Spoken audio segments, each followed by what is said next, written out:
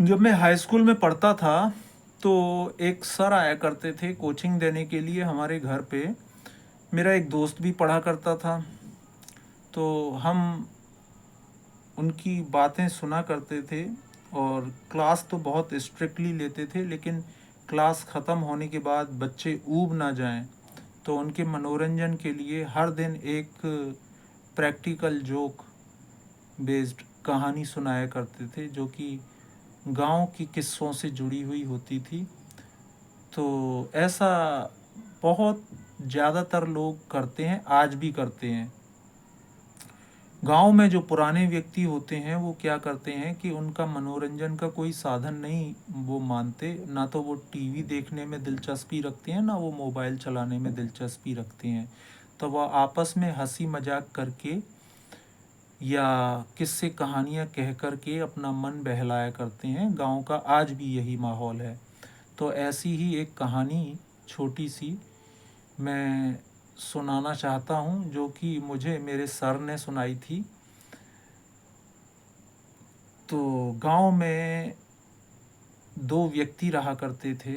एक बहुत सीधा साधा साफ सुथरा सज्जन व्यक्ति था, और एक कौए जैसा चालाक आदमी था, पर उसके अंदर कोई ख़ास टैलेंट नहीं था, लेकिन रटंत विद्या उसने अपना रखी थी। उसने गिने चुने हिंदी के और इंग्लिश के 15-20 वाक्य रट रखे थे, कुछ इंग्लिश के शब्द रट रखे थे, जिसकी वजह से वह अपने आप में विशिष्ट व्यक्ति गांव में जाना जाता था। सब उसकी बड़ाई करते थे कि ये तो इंग्लिश बहुत अच्छी बोलता है, इसको तो बहुत अच्छी शुद्ध हिंदी आती है।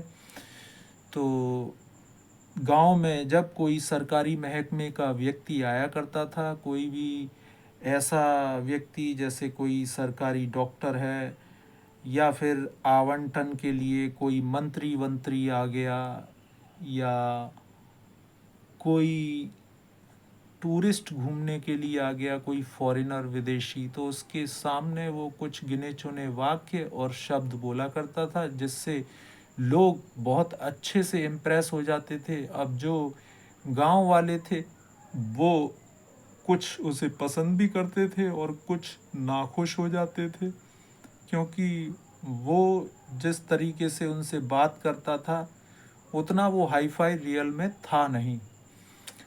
तो एक जो दूसरा व्यक्ति था, जो जिसके सामने वो अपनी शान की डींगे हाँका करता था, तो वो बहुत ज़्यादा परेशान हो गया, क्योंकि वो सामने वाले व्यक्ति को नीचा दिखाना और अपने आप को विशिष्ट ज्ञाता या कर्म करने वाला मेहनती कर्मठ इंसान दिखाता था। वो अपने आप को सर्वश्रेष्ठ बताता था। तो सर्वश्रेष्ठ की सूची में जो कि नहीं है, और वो दूसरे को गिरा करके अपने को उठाने की सोचता है, ऐसे व्यक्ति पे कुछ जो लोग होते हैं उनको जब ज़्यादा क्रोध आता है तो वो ये करते हैं गांव में। तो उसने एक वृद्ध व्यक्ति को चुना उपाय और सुझाव के लिए, और वो व्यक्ति गांव का रिटायर्ड टीचर था। तो वो बहुत शांत प्रवृत्ति का था पर बुद्धिमान था। तो उसने उस टीचर से कहा, ए मास्टर साहब, जे जई गांव में रहमत हुए, जई धोती है पहने, जई लुटिया लेके पानी भर के खेतन में हगने गु जावे,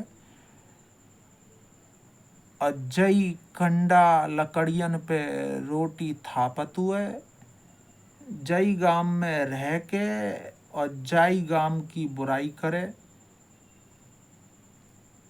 जाको कछु उपाय करो मास्टर साहब, कछु ऐसो बता दियो हमें कि जे एक ही बार में सीधो पड़ जावे, फिर हमारे आगे जाकी बोली ना खुले। ये बहुत ही इतरामत हुए अंग्रेजी के दो चार आखर पढ़ के बहुत ही ज़्यादा बोरायो भयो है। जाकी ऐंठ को जाके घमंड को कछु उपाय करना चाहिए। तो बताओ हमें ऐसो का करें जासे जाकी औकात खुल जाए और जे जब ही हमारे सामने आए तो जाको मुंह ना खुले हमारे आगे।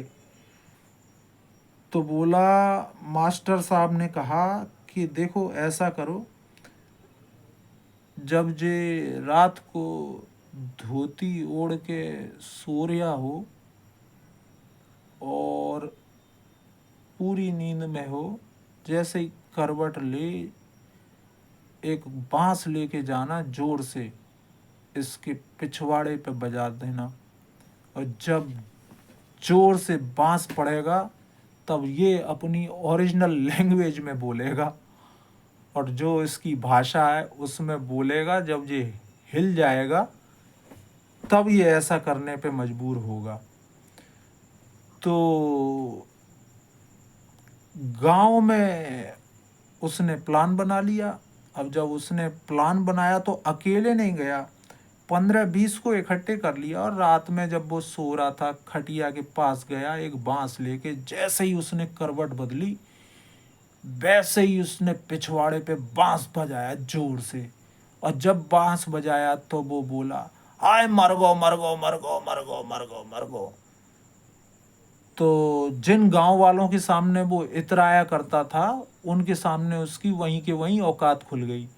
तो देख लो, जे अंग्रेज बननो हतो, जे अंग्रेज ना है, जे तो जई देहात को रहवे वारो है, जई गांव में रहतो है, जई गांव को खातो है और जई गांव के लोगन से जरा पटरा खातू है।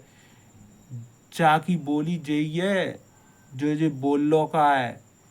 एक मास्टर साहब रहमत हुए माँ गांव के कोने पे बिन्ने बताई हती, तो मैंने बैसो बैसो करो हतो।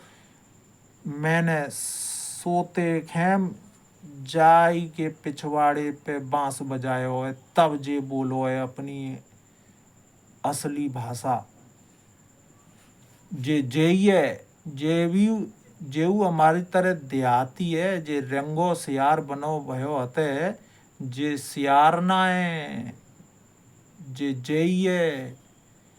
तब जब औकात खुली उसकी, उस दिन के बाद उसने कभी किसी भी गांव वाले के सामने अंग्रेजी नहीं उतारी।